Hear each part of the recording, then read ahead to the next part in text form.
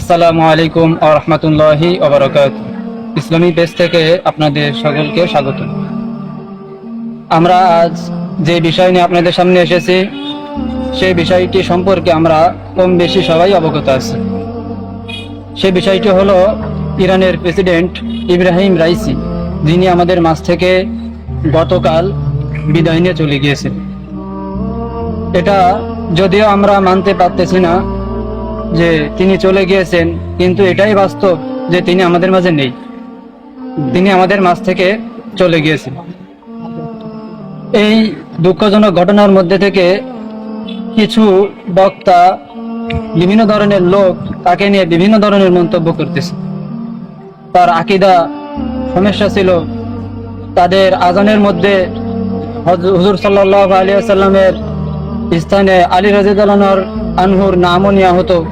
এই বিভিন্ন ধরনের মন্তব্য, বিভিন্ন ধরনের কথা আমাদের কানে আসতেছে। আমাদের আসল কথা হলো যে ইরানের প্রেসিডেন্ট ইব্রাহিম রাইসি সে কিরকম ছিল, সে ইসলামের পক্ষে কিরকম কাজ করত, আমরা কম বেশি সবাই দেখেছি। তিনি যে ইসলামকে সমুন্নত করার জন্য তিনি আপ্রাণ চেষ্টা করে গিয়েছেন।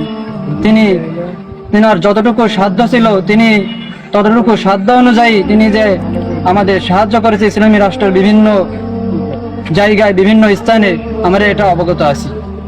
তিনি যে সমস্ত ভালো কাজ করে গিয়েছে, এই সমস্ত ভালো কাজ আমাদের সামনে না এনে তার যে দোষ, তিনি যে শিয়া রাষ্ট্রে থাকে সেখানে কি হয় না হয় এই সমস্ত কথা সামনে এনে আমরা পাবলিককে বিভ্রান্ত করতেছি। তিনার আকীদা কিরকম ছিল আমরা তিনার মুখ থেকে কখনো শুনিনি যে তিনি আলী রাদিয়াল্লাহু আনহুকে হুসাইন সাল্লামের জায়গায় সম্মান করেছে, এরকম কথা এরকম কাজ তার থেকে আমরা পাইনি।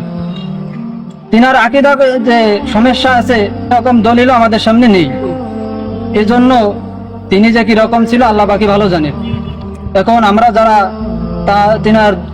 তিনার জন্য দোয়া করতেছি যে তিনি জান্নাতবাসী হোক, এটা অনেকের ভালো লাগতেছে না, পছন্দ হচ্ছে না, এজন্য তারা বিভিন্ন ধরনের বিভিন্ন কথা বলতেছে। আমাদের কথা হলো যে তিনি কিরকম ছিল না ছিল আল্লাহ বাকি ভালো জানেন, দিলের খবর আমরা কেউ জানি না।